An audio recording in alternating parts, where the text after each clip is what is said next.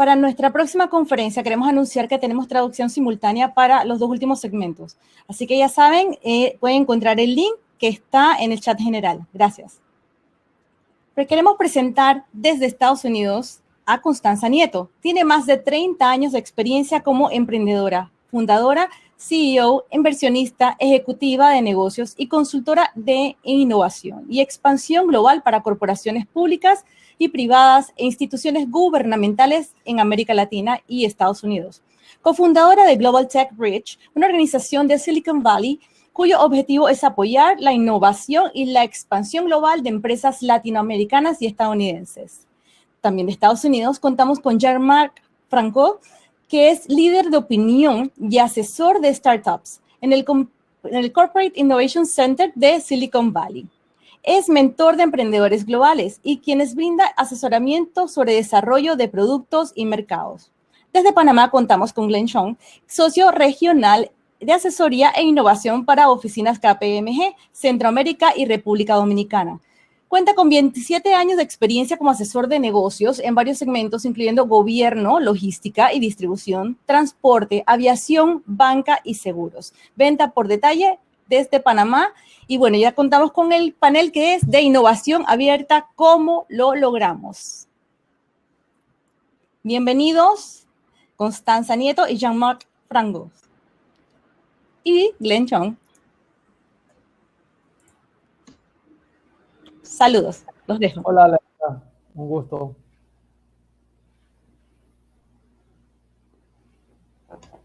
Tú sabes, la frase del momento. You're on mute. Yes. Buenas tardes a todos. Thank you so much for joining, Constanza. So good to see you again after many, many months that we've seen each other. Yes. Hopefully we'll see each other in real life soon. Marc, it's always a pleasure and an honor to have you as well on the panel. This is going to be a very interesting conversation. I know that you all have a short presentation that you prepared as a way to get us started. So why don't we do that? Constanza, let's start with you. Just a brief presentation from your end, then we move over to Marc, and then we can open it up for our panel discussion. Okay, let me see if I can share my screen. What do I have to do?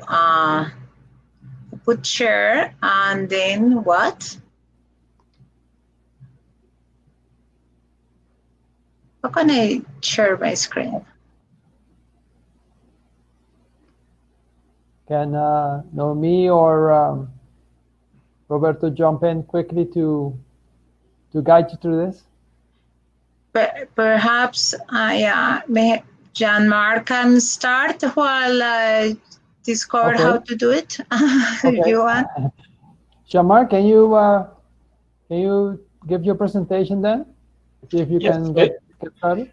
Good idea. Let me share my screen if I can do it. I think I remember how to do that. It's share screen, and then you click on application window at the top, and then you select the window you want, and ta-da! Here it is. Okay, I'll turn off my camera so you have more screen. Next time, just explain me how to do it, okay? Exactly. So let me just start by saying hello to everyone, and thank you very much for the opportunity to be with you tonight. Buenos días, buenas tardes a todos. I'm not going to be able to do this in Spanish, unfortunately. My Spanish is very, very rusty. And even my English is pretty rusty because I'm a French guy. So you get only the second best language out of me today. So my apologies for that. So I'm going to make just a few small remarks briefly now about what's happening at the moment in Silicon Valley, because I know this audience is very interested in innovation, and there's no doubt you follow what's going on in Silicon Valley. You've heard a lot of things about Silicon Valley. You've heard that everybody is going away and it's disappearing and it's becoming an empty space.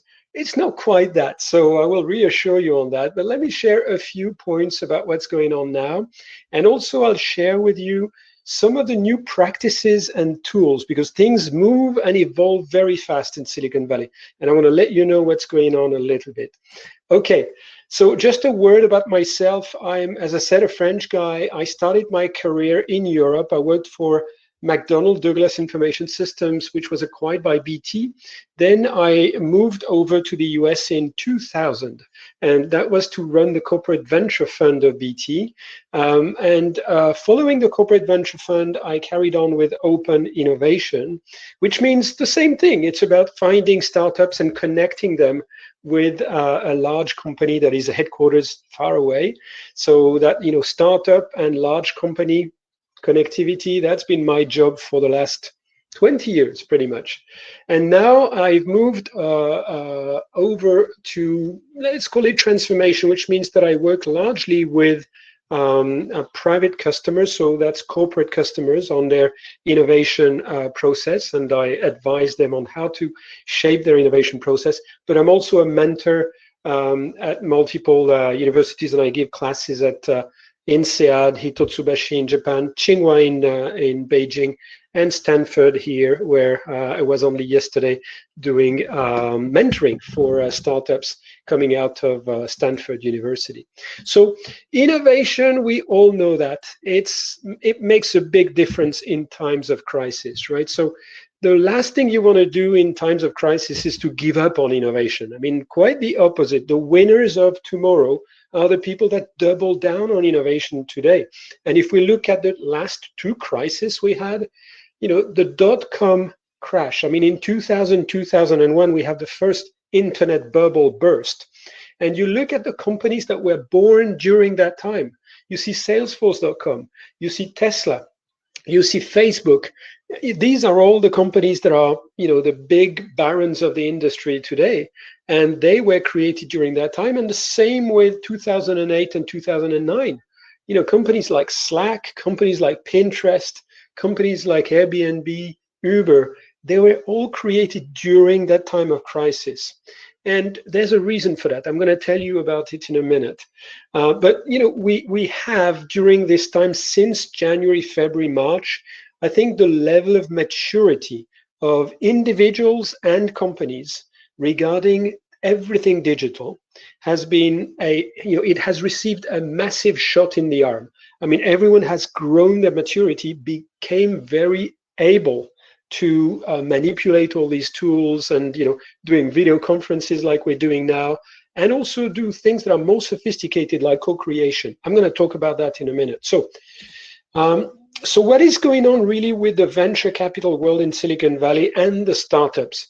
So at first, I mean, there were a couple of months where people said, whoa, wait a minute, let's see what's going on here. And the VC investment curve went down during the first and second quarter.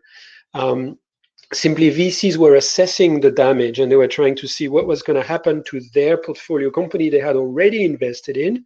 But since June, it's picked up dramatically. So there's been a big recovery of the investment rate since June. And part of the reason is that you know, there's no good place for people to put their money at the moment. So everyone wants to invest in tech. And of course, you can invest in the NASDAQ, but you can also invest as a, you know, limited partner in a corporate venture fund. So that's why, you know, there's a lot of interest. I mean, there's a lot of influx of capital into the world of startups, particularly tech startups. Now, if you look at that chart at the bottom right here, I don't know if it's big enough, you can make it bigger on your screen and make my face small. But the main thing about this diagram on the bottom right is that actually, you know, during the dot-com bubble and during the financial crisis, the two crises we had the same thing happen, which was all the guys that were men and women that were employed by large companies where they thought they would spend their entire life were made redundant. I mean, they became available on the market and they went and populated some of the startups. That's the reason why you see all these names on my previous slides. All of these startups that made a significant impact because they had what I call adult supervision all of a sudden.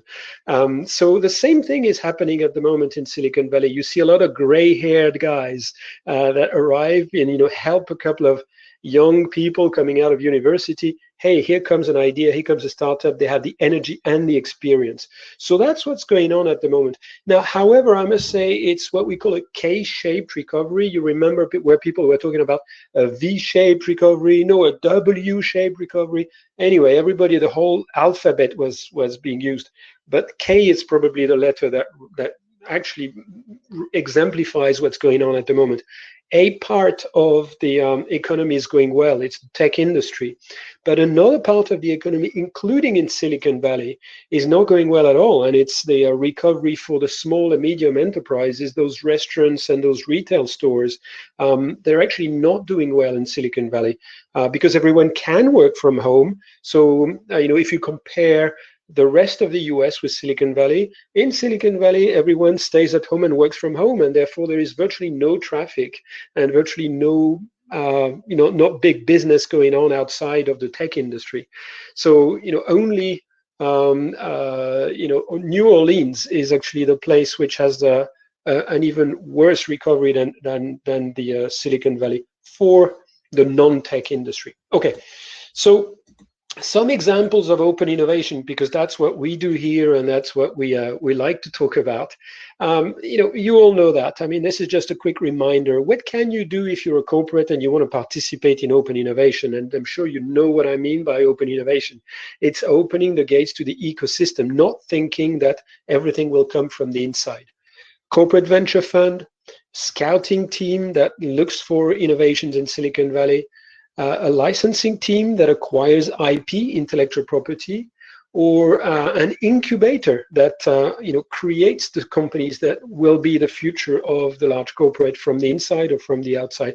These are some of the principles or some of the recipes that people use for open innovation. They're still valid, but they're evolving because you don't really need to be in the place itself to be able to do that. What we're doing today is a good example.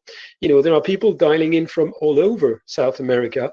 They don't have to be in a single place in Panama to do that. So the same is happening with Silicon Valley. It's becoming a lot more distributed. Now, one mistake that large companies do all the time when they visit Silicon Valley is they think they can become a startup. If you're a 10,000 company, or in the case of the company I worked for, BT, British Telecom, 110,000 people in the company, no way you can behave like a startup. So that's a big mistake that people make when they think of Silicon Valley. We're not able to move at the same speed as startups, but we have muscle and we have scale, and that's really important. So let me tell you briefly now, and I'll take no more than 5 more minutes, if that, really briefly, what has changed in the tools that we use in Silicon Valley. And I said first, people don't have to have boots on the ground. They don't need to be present in Silicon Valley to do scouting of technology, to open their minds to new technologies, to mingle with startups and entrepreneurs. What do? They use tools. So Bright Ideas, a tool that I use at BT, it's to create ideation, new ideas inside a large company from the people of the company itself, internal idea generation. Another company called Spigot does that very well. Now, if you're looking for innovation outside, there's multiple companies that are leveraging AI at the moment to find the right technology for you. A good example is Topio Networks or NetBase Quid. These guys have been around for a bit of time. They use AI and they say, hey, if you're looking for something in new materials and new battery technology, here is the list of companies that do that. 9 Sigma is another company that does that, but they use the power of their network to find very specific technologies.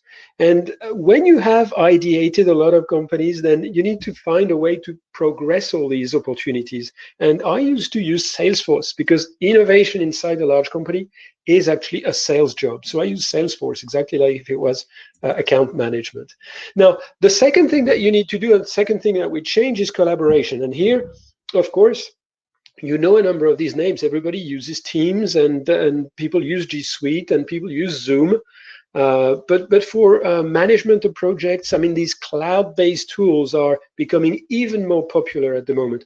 The Trellos, the Asanas, the Slacks, all these tools are seeing a lot of growth and a lot of maturity of how people use them, because they have to do that when they're not in the office. Then also, what we're doing today is we're speaking through, in that case, Remo, which is one of the companies I really like. But the it's difficult for me to know what you think about my presentation, and there are tools that do that very well. So the likes of Poll Everywhere, Klaxoon, Mentimeter, they're designed to be able to poll the audience and for the audience to react to what people say in real time. So that's being used also quite a bit. And then on the right, you have this mural, Miro, all the design thinking stuff. Okay. Finally, let me tell you about the rest of what's going on here in the Valley, and particularly with regards to what new tools we use. So today we're using Remo, which is one, with AirMeet and Hopin. This is one of the best platforms that people use in Silicon Valley, and kudos to the team here, to Roberto and the team, and that has found these new tools. There's also another thing that people do is they replicate an entire office with a company, a product from a company called Sokoko, or they do it inside Verbella, which is with an avatar. And they move around an office and they have meetings around a boardroom table. And that is refreshing for people who are stuck at home and never see their colleagues anymore. So these are new ways of looking at how things are happening in Silicon Valley. Okay, I'm conscious of time, so I'm not going to spend a lot of time on this. In fact, you can have a quick look at it and we can discuss it more later. These are the good practices of how people actually change their behaviors, particularly with regards to diversity at the moment in Silicon Valley. And I wanted to finish on a few words about Silicon Valley hot topics, because this is the tech industry place and you have to know what's going on. And of course, AI and about machine learning, and this is the #1 subject that everyone talks about here. It's again maturing very, very fast at the moment. But there's something else that's going on, which is the 5G networks, the 5th generation mobile networks are being launched now in the US. They've been launched in Asia before. And it is quite impressive how much you can do, how much more you can do with a faster network. Clearly, as I was talking about with the avatars, there's the immersive tech that is going on here, AR and VR and XR. There's another focus on what we call serverless and low code or no code in the IT cloud environment for software engineering. Blockchain is keeping up its momentum. In fact, you've probably seen that Bitcoin has recovered some of its glory in terms of a speculative currency. And there's still a lot of work on cybersecurity because of the fact that now that we're all digital, we become targets for the cyber attacks. So the zero trust movement and quantum cryptography in particular are the rage at the moment in Silicon Valley. All of that, revolves around something that we start calling the post-digital era. And what is that? It is about focusing on the human now that everything is taken for granted. The whole of the digital space is normal, business as usual. Let's refocus on the human and on the environment. And that's people start talking about in the post-digital era. Okay, I'll stop here and I'll let Constanza, no doubt she has found a way to share her own screen. And I don't want to occupy all the time we have, but we can discuss some of these points. This was just a quick sample of what's going on in Silicon Valley. Glenn, over to you. Thank you so much, Marc. Excellent start of this conversation. As usual, mind-blowing, all the developments and the rapidness of things. So I see that Constanza is ready. We have solved her presentation. So Constanza, go ahead. As you always know, she's always fabulous to have her as well with us today. So thank you for that, Constanza. Go ahead. You just have to unmute.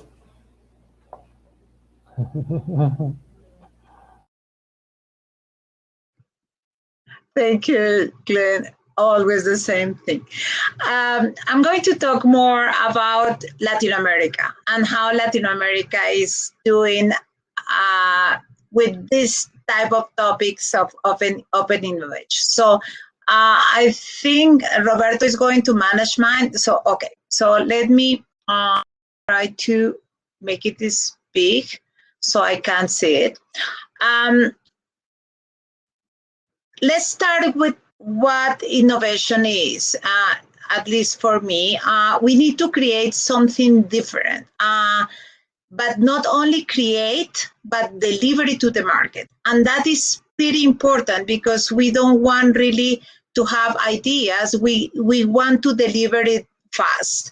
So the ideal product of service that we are looking with innovation are products that solve really big problems for big markets, and they need to have sustainable competitive advantages. That mean that needs to be difficult to copy them. And of course, we need to deliver it fast to the market. And that implies that you need to have technology. In general, it's very important to have technology in order to go fast. Go ahead. As Jean-Marc said, big corporations are kind of slow in doing this, and starting in early year 1920s or something, the big corporations were very old and they have many years in business. But now the main corporations, the largest corporations, are the ones that are more innovative, not necessarily the older ones, but the younger ones. So you see that in year 2000, 2010, you have the largest companies are really young in the market. Go ahead. Roberto? Some of the corporations that we bring always as an example that are very innovative, and we know it very, very well in our backyard, are companies like Uber and Airbnb. And why I'm bringing those names to you guys? Because we were very comfortable in Latin America because we were kind of far from the big guys. But now with technology, companies like Uber or Airbnb that born one day in Silicon Valley or any other place in the world, in 6 months can be in our backyard, can be in Panama, can be in Colombia, and at the same time they are growing very fast. So we cannot be idle completely of the innovation process. Go back a little bit, Roberto. I'm sorry. This is kind of hard. We need to understand that we have a big challenge working with big corporations that are entering into our new in our own countries. So we need to be prepared, and to do that, we need to, as big corporations, we need also to innovate in order to compete internationally. Go ahead.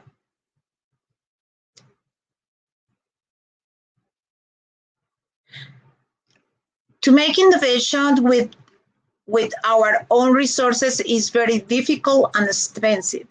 In our companies, we have no diversity.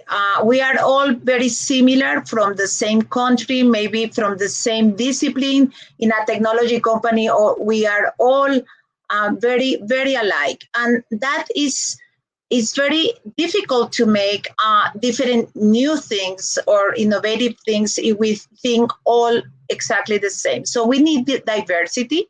We need also to have external vision of problems, not only our internal point of view.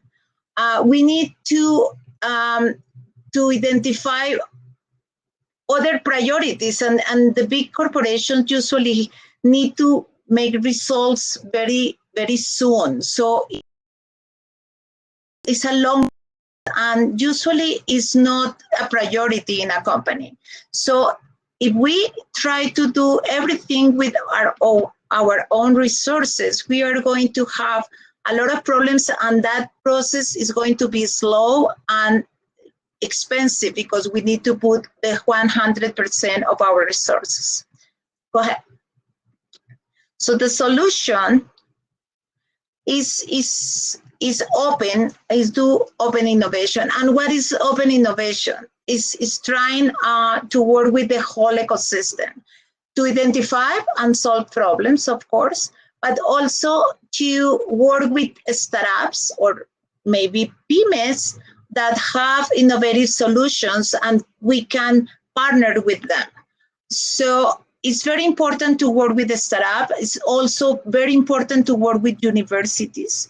And like Stanford, as we do have in Silicon Valley, they provide talent. They provide smart students and professors that can work with us to really define new solutions and create new products for the market.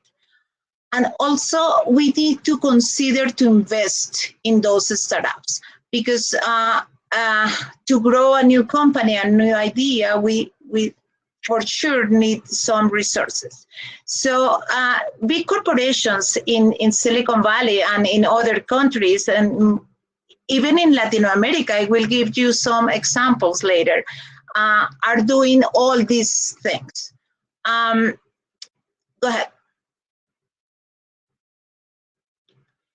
And doing hackathons. So many of you have done hackathons, but the big difference of what we do in Silicon Valley and what we do in Latin America is that in Latin America, we don't really continue the process of a hackathon. In a hackathon, there are many ideas, new ideas, interesting ideas, but if we don't really foster the teams and work with the teams until they really get a very good solution, nothing is going to happen. So the best practices of the main corporations are using these hackathons as a way of identify the best teams, giving them money and giving them mentoring in order to help them to really build products, innovative products to go into the markets.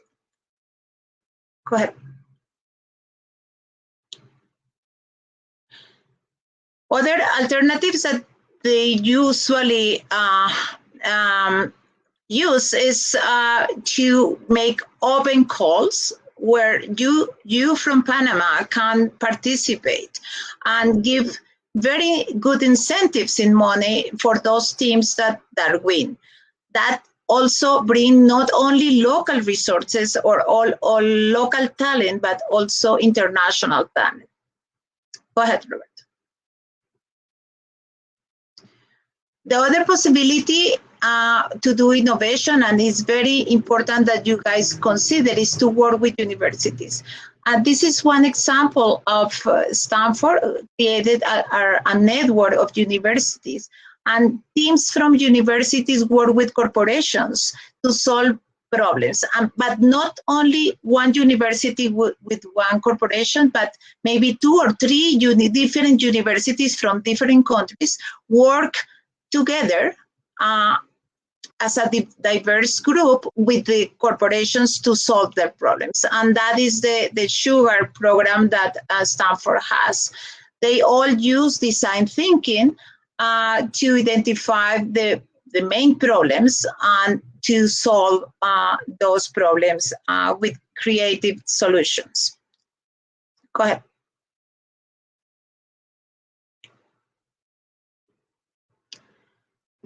So why innovators like you, like PYMEs, must work with corporations? Because corporations have many problems and they don't have time to solve them. They have other priorities. So working on those problems give us really a good opportunity. And the corporations have the knowledge of the industry, as Marc said, all guys that have a lot of experience working with innovators is the best combination. We need to work together in order to make those solutions.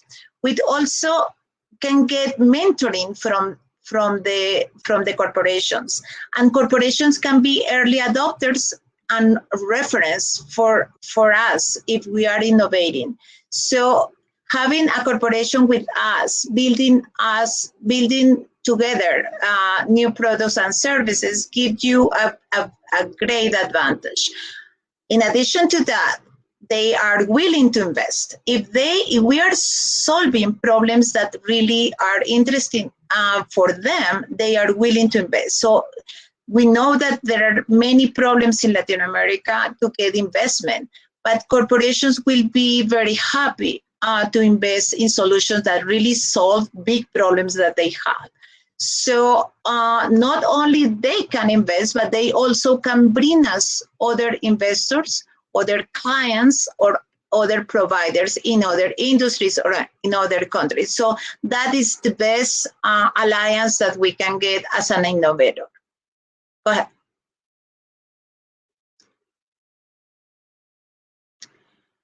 Pymes also need to innovate. It's not a problem for big corporations. Pymes are also having problems today because global companies are entering into our markets and are competing with us, not only the local competitors, but also the global corporations. So we need to create competitive advantage, and innovative is the best way to start defending ourselves from that competition. We also need to scale fast. And the way to scale fast require technology, but also require money. And if you have something interesting and you are solving problems, interesting problems from the industry, you will get that money. If you are only solving the same or doing the same things that others are doing, it's very hard to get that money to grow fast. Go ahead. Just some examples of things that are happening in Latin America as well. We have corporations like FEMSA in Mexico, that is Coca-Cola, or Cemex, that is the big cement company in Latin America, that are bringing funds and a lot of support to startups. So not only them in Mexico, but companies like Globant, that is an IT company, very important IT, or Mercado Libre, that is an e-commerce platform. Those guys are bringing also many opportunities for startups and pymes to do innovation with them, with their support, and also investing in them. Is the same case of Chile with companies like CISA that is really working wood, not necessarily in technology, but also in Colombia with companies like Bancolombia is a big bank, or Suramericana, Grupo Sura, that is a big insurance group. Those guys are investing in startups. They are very aware of the importance of working together and creating open innovation, and they are willing to put their money in those projects. One example that I also like to share with you guys is Guaira. Guaira is a Telefónica organization that is looking for opportunities to invest in all the region. And they have created incubators, accelerators, and put in their own money in solutions that are interesting for telecommunications, because that is their area. That's why it's important for you guys to consider doing open innovation with them. Go ahead. This is the process. This is my almost last slide. This is the process that we recommend to do that. So help corporations to identify problems, identify startups, pymes, or universities that I call innovators to work on those problems. Have mentoring from corporations to those teams in order to create together with the innovators the new solutions, deploying maybe design thinking methodologies, prototype and validate all the solutions very very fast in order to identify the right solution to the market, and then helping them to grow. We cannot only support them in the idea process, but also in the growth process. I'm sorry. Go ahead. That way, Roberto, that way we are going to use to connect really corporations with innovation, with innovative startups, with universities, and these corporations are going to become investors. And if they become investors, we all together are going to benefit of growing these innovative startups. So that is the benefit of doing open innovation. Go ahead.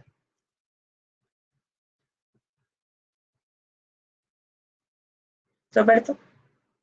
So we know that we are starting a new program. Capatet and BitLab are launching a new program of open innovation to bring together corporations with startups and innovators. So we invite all of you to participate in that program.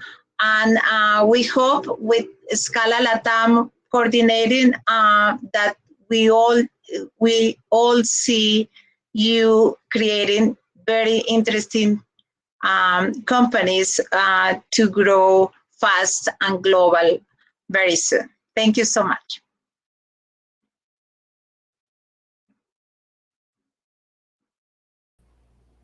Thank you, Constanza. Turn on my camera.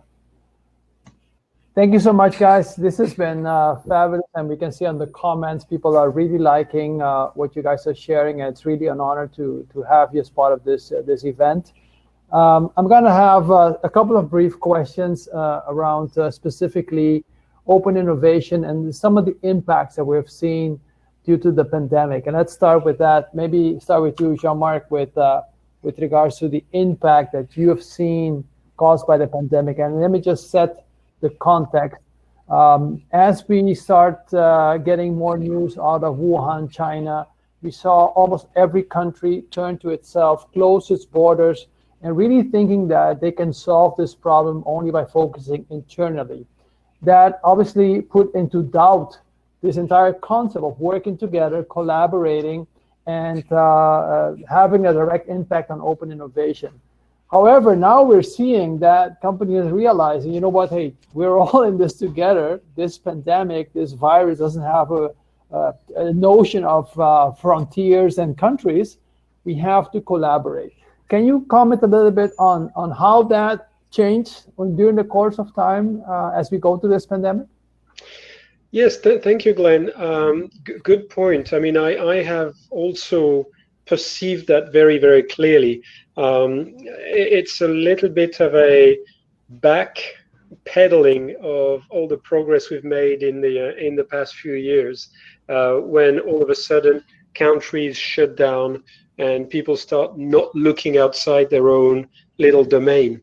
And you notice it at country level, you notice it at company level, and you notice it at individual level as well. I mean, some people have actually completely shut down their network of friends and the people that they normally work with, even though, you know, it's not about face-to-face meetings necessarily, but you can still keep in touch with your network. So the point about how it happened in the Valley in particular is that it was combined with the fact that the economic crisis that kind of followed, especially in the first half of the year, was quite severe. And as I showed on my little diagram, the number of investments went down, and also the number of companies that are here in Silicon Valley that have been here for a long time doing what Constanza and I are talking about, which is open innovation.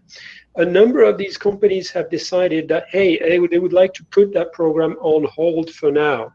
And so that has caused a little bit of a refocusing on just their immediate problems as opposed to looking for innovation.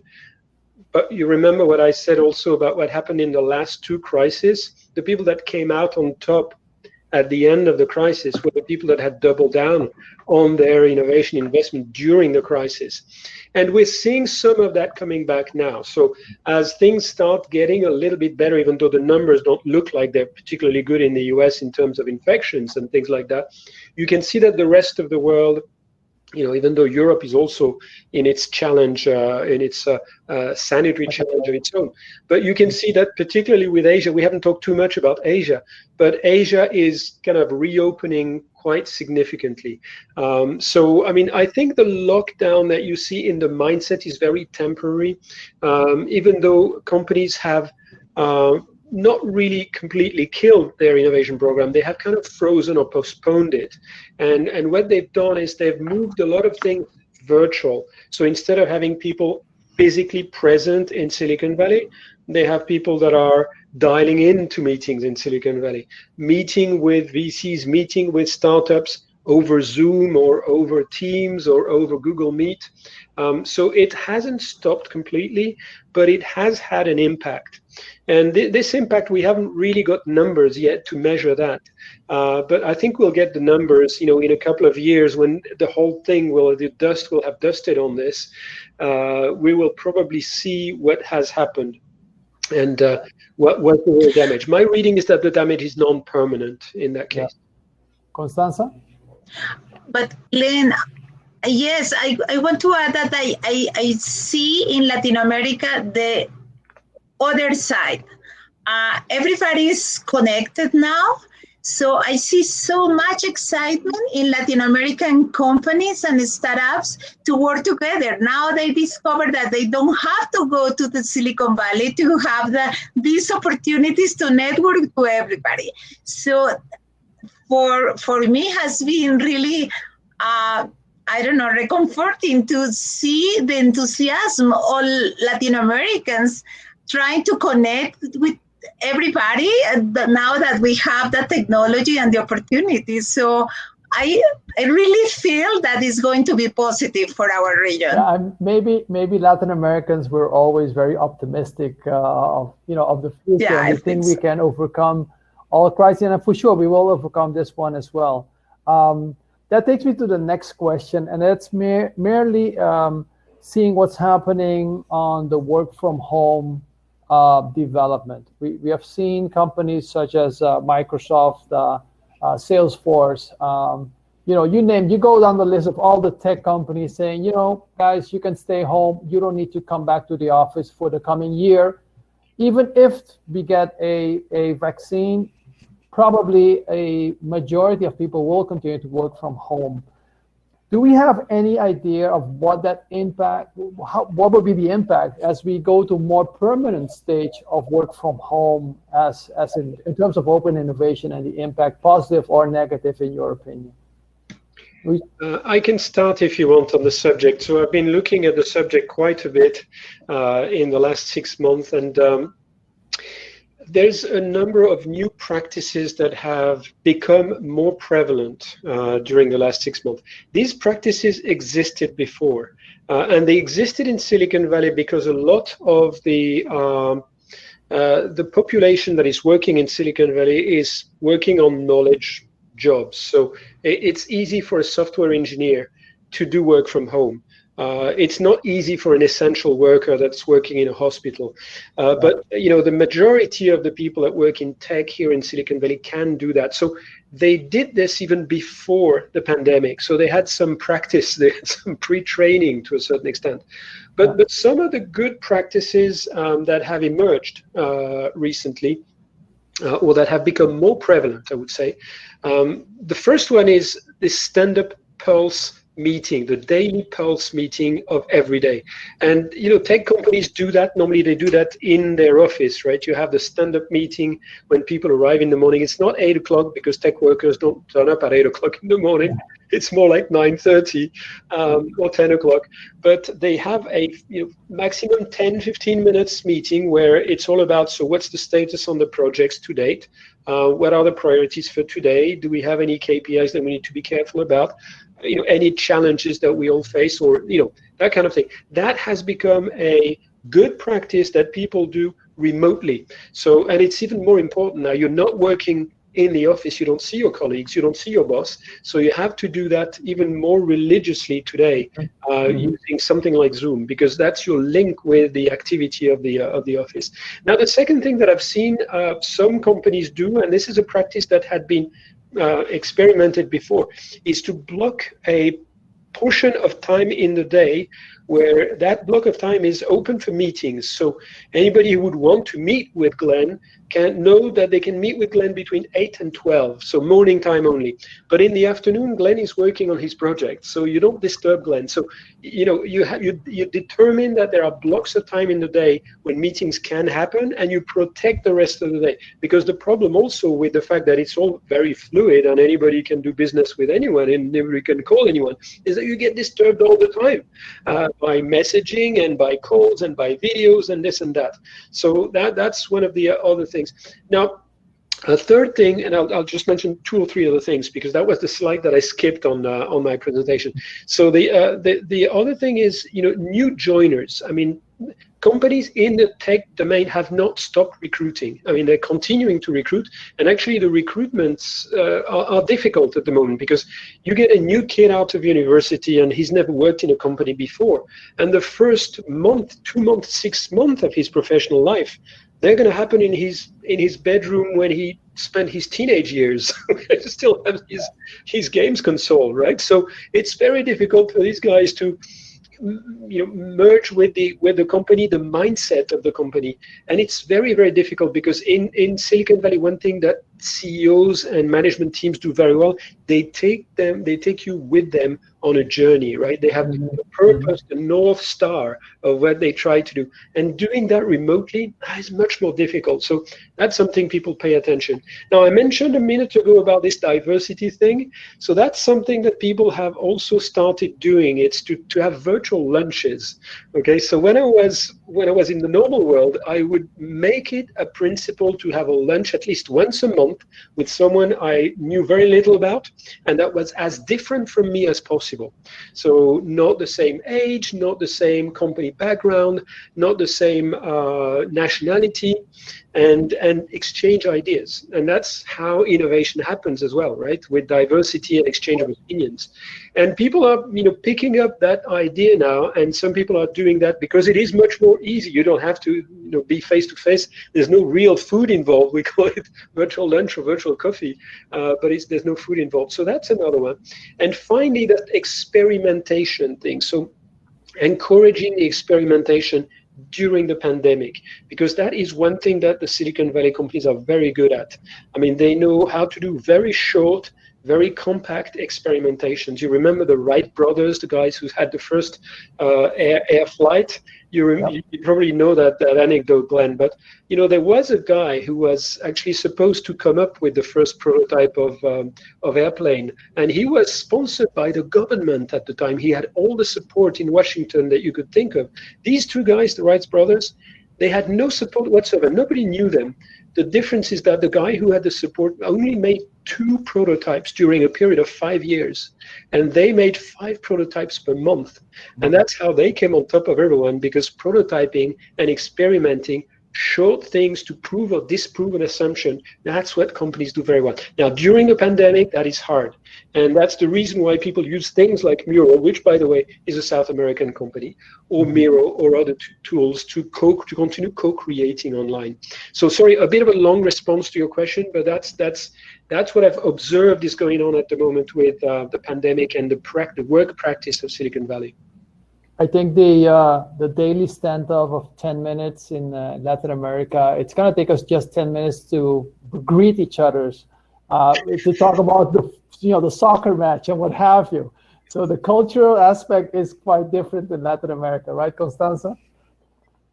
Yes, and it has been very hard for that work from home has been very hard for Latin Americans. We are very used to hug each other and kiss each other and stay in very close contact. So for us, it's really hard. Yeah. And I know that for companies, it has been very hard. But they are getting used a little bit. What is positive about this is that companies are somehow identifying the need of using technology, especially for sales, for example, that in the past were only in person. Now everybody's looking for alternatives to sell remotely in order to survive. Yep. So that is positive. But we still have a lot of informal economy that really lives on the streets, and we need to solve those problems. So we have many other problems to solve, and that's why we need innovators, and we also need corporations to support that economy, because the mainstream in Latin America is on the streets. Yep. They need that type of support. So solutions are needed for those people. Yeah. So Yeah. please come with something. Well, it's going to be interesting to see what is happening in China. As we all know, China has really taken this digital economy with both hands, and is transitioning to a cashless society where you see street vendors being paid with a QR code scan and what have you. So that's Exactly. going to be something that probably we will be able to adopt pretty quickly. I don't see there's a lot of barrier, technologically speaking, for us to adopt that. It's probably more of a mindset that the technology actually works. So I think that if you take the case of Panama, you see the number of people that are using, let's say, Yapi as an example of payment without having contact, is an example of how quickly this pandemic has required us to change. So I'm also very hopeful that that's going to happen. I want to switch gears to innovation hubs. And specifically, I think, Jean-Marc, you mentioned it, and Constanza, you too, that it's going to be very important for us to kind of come together. I think our previous panel, as a matter of fact, was talking about something similar in Miami. And we have done a recent study on Innovation Hub, and we're seeing a couple of trends. Not necessarily that people are moving away from Silicon Valley. I think the majority of people that we have interviewed are still thinking that Silicon Valley will remain, again, a key driver for innovation. But at least 40% think that other innovation hubs will start to emerge across the globe. And we're seeing Singapore, we're seeing London, we're seeing Tel Aviv, we're seeing Hong Kong. But unfortunately, we never see any Latin American city or region in that list. And one of the key things that we have noticed is that infrastructure is one of the key things, and specifically high-speed bandwidth internet. So you mentioned 5G as an example, and I want to take that discussion and really get your input on what countries or regions such as ourselves need to do, as we know that if you don't have the right infrastructure, if you don't adopt high-speed internet, and that's 5G, 6G, and beyond, if you don't solve that very fundamental problem, you will not be able to really get innovation hubs going. Is that something you shared? Would love to hear your opinion. Constanza, I can start on this question. Yes, I mean, you're so right, Glenn. There's the infrastructure that comes into play, and there's also the financial infrastructure, right? The financial support. I mean, these are the two important things to bear in mind. You're absolutely right. I mean, first, to just rewind on what you were saying at the beginning, I think Silicon Valley is still alive and kicking.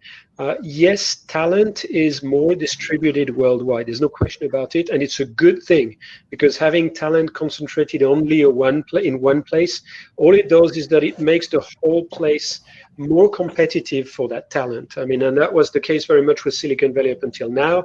You wanted to, if you're a startup and you want to get a good AI engineer, a good guy who's able to do data science, you have to compete with Facebook and Google and all the others, and they bring the prices up dramatically. So it's a real problem anyway to have too much concentration. So that dispersion is really nice. And people are leaving San Francisco in general, because when you're locked down in a city, it's not nice. So they're coming out and they're going to surrounding cities. Well, San Jose, Lake Tahoe, Sacramento, but these are places that they can drive back for a meeting on a weekly basis. So, I mean, that weekly meeting rhythm is unlikely to stop. I mean, we're likely to see a hybrid model, right? So so that's important. So just to say what you were talking about at the beginning. Now about the, you know, the ecosystems and the strength of the ecosystems. Yes, the reason why Silicon Valley is still vibrant is because of the VCs, because the VCs are still very, very active funding companies. And also for the existing companies, they're very active in helping them scale up. I mean, it's one thing creating startups. It's a very different thing creating scale-ups from the startups. And that's what VCs are very good at, because they help companies not have to rely too much on immediate revenue. So, you know, you fund in advance and you're waiting for the results of a platform play where you have two-sided models, you know, eBay type platform play. You cannot do these things if you don't have funding for a long period of time before your revenue. And that's what VCs do very well in Silicon Valley. There's still the university network here in Silicon Valley that's still very vibrant, Stanford and Berkeley. And we have extensions of other, you know, universities in the US that are here in Silicon Valley. So it's still very vibrant. And the last point is what you were saying on the infrastructure. Now, one thing about it is that Silicon Valley is not the best place in the world for infrastructure. I can tell you that. And first, as electricity supply is not as good as it is elsewhere in the US. And a lot of people, a lot of tech entrepreneurs have recently decided to relocate because of that problem. And part of the problem is the fact that because of the wildfires that we had during the summer, the electricity supplier had to turn off the electricity during days when it was so dangerous because of the fire hazard, because there was wind and it was super dry, and you know, a single spark would have taken everything ablaze. So that's part of the problem. Even the internet capacity in Silicon Valley is not necessarily the best. I mean, compared to Korea, it looks like a joke, right? So yes, your point is correct. However, it's not the only thing. I mean, if you have a reasonably good infrastructure, it's probably good enough. You don't have to have the Korean standard type infrastructure. A little anecdote to finish on Korea. I'm supporting at the moment a Korean startup on artificial intelligence, and I'm helping them with why they think they're better than American companies. And the reason why they think they're better than American companies is because there are more small and medium enterprises in Korea that have started developing their AI than in the US or in the rest of the world. And you ask them, so why is that? Why is it that small and medium companies in Korea are using more AI? And they say, well, because they've done their digital transformation 5 or 10 years ago, because they had all the networks, they had the 5G network, or the 4G it was at the time, but now they have 5G before everyone else for mobile, and they have fiber everywhere, and it works like a charm. So they had years to do that, and now they're all completely digitally transformed, and they're looking for the next wave, and the next wave is AI, and that's kind of the logic behind it. So there's a strong point behind your argument, Glenn. Thank you. Thank you. Glenn, I think that the first thing to create a Silicon Valley type of hub in Latin America is to change the mindset. I think we as Latin Americans were not used to think in innovation. And that is my big concern, or it was my big concern at the beginning. I started Global Tech 15, 20 years ago. And from Latin America never came at that time something really new. We just copied what the US were doing or Europeans were doing. So innovation is something that needs to drive the whole ecosystem. So my first priority is let's change the mindset of everybody, of the startups, of the entrepreneurs. They need to create something new that really add value to the market. We need to include the corporations in the equation. The corporations are not included in Latin America. They are just timidly started. And I mentioned, I think the whole ecosystem in Latin America are 5 in each country. That's all. Yep. They are not participating. They are not urgently looking for innovate.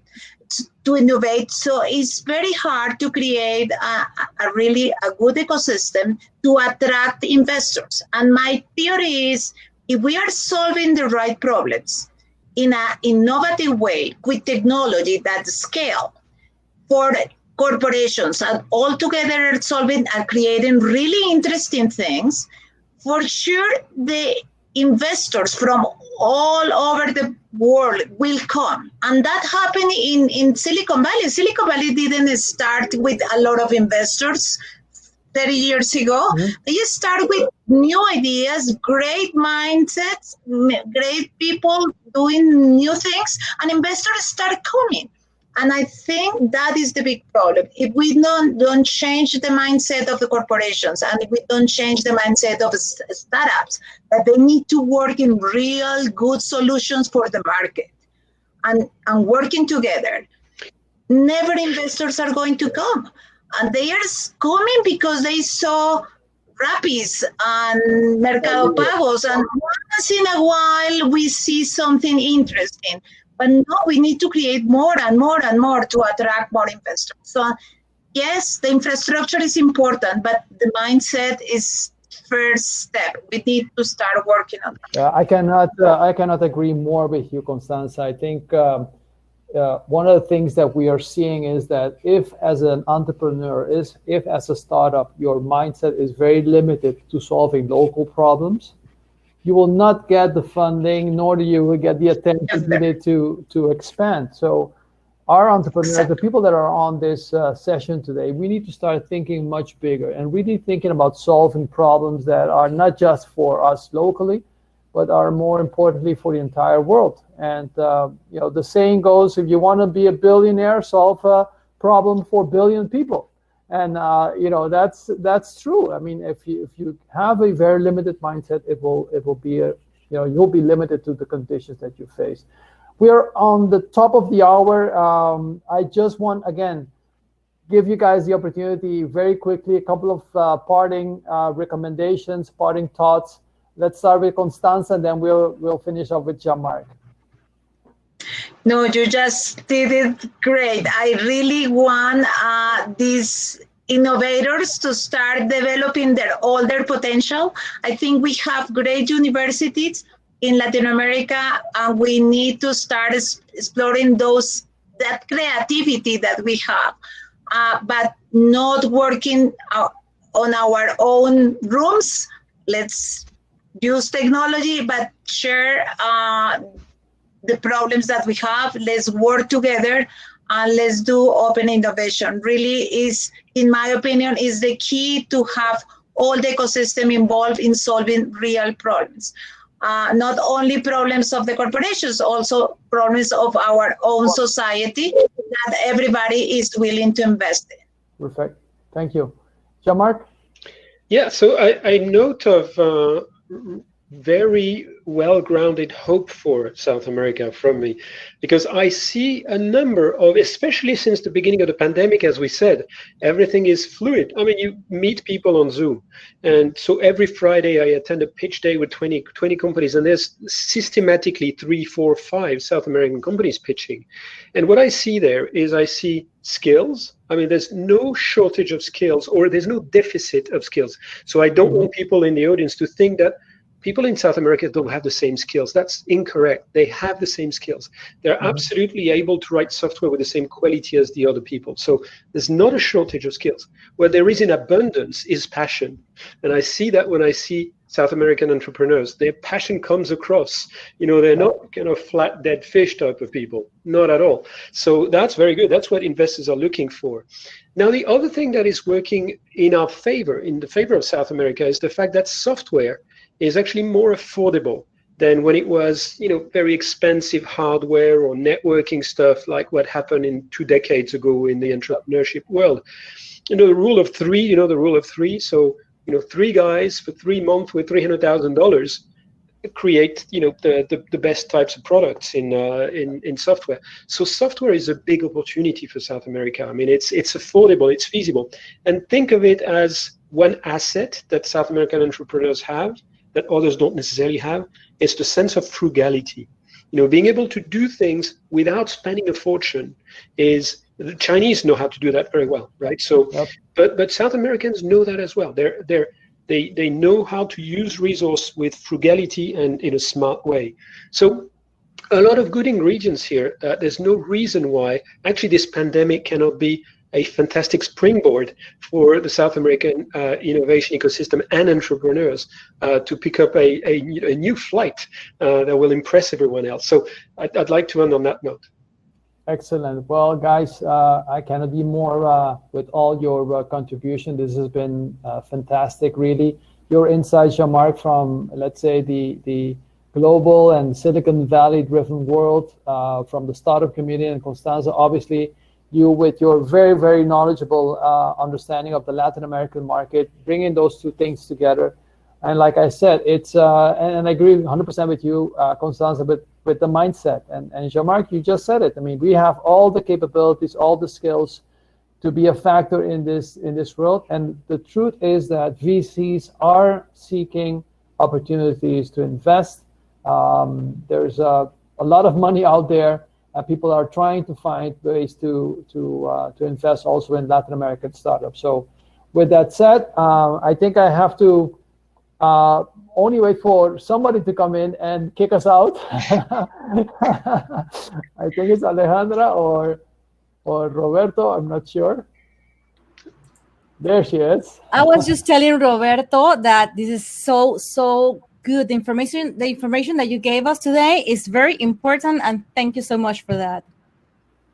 Excellent. Well, thank you again to my to the guys that knows everything. I mean, I'm just facilitating, so I'm again very happy for the opportunity, Alejandra. Thank you, Glenn. Thank you, Constanza. Thank you, Jean-Marc. Thank you very much, all. My pleasure. Bye bye. Bye bye. Bueno, ahora les queremos recordar que algunos conferencistas estarán disponibles en las mesas virtuales de la sala de negocio para seguir respondiendo todas sus preguntas. Los invito a pasar a la mesa AMPYME también, donde va a estar todo el personal de AMPYME dando información muy buena para todos ustedes. Así que ahora nos vamos a un pequeño break, pero no sin antes anunciarles que la próxima conferencia que se va a dar va a ser en inglés. Así que les recordamos que tenemos traducción simultánea y la podrán encontrar el link en el chat general. Los esperamos en un ratito. La PYME te invita a formar parte de la Semana Global del Emprendimiento 2020, del 16 al 22 de noviembre, bajo el lema El emprendimiento como motor de la reconstrucción del país. Una semana donde podrás encontrar herramientas para potenciar tu idea de negocio o empresa ya existente como una fuerza de desarrollo. Triunfa, inspírate y conéctate con otras personas y organizaciones emprendedoras a través de nuestras salas virtuales, conferencias y talleres. Un evento gratuito. Regístrate en línea a través de www.semanaglobalpyme2020.com. Este es el momento de emprender. Los esperamos.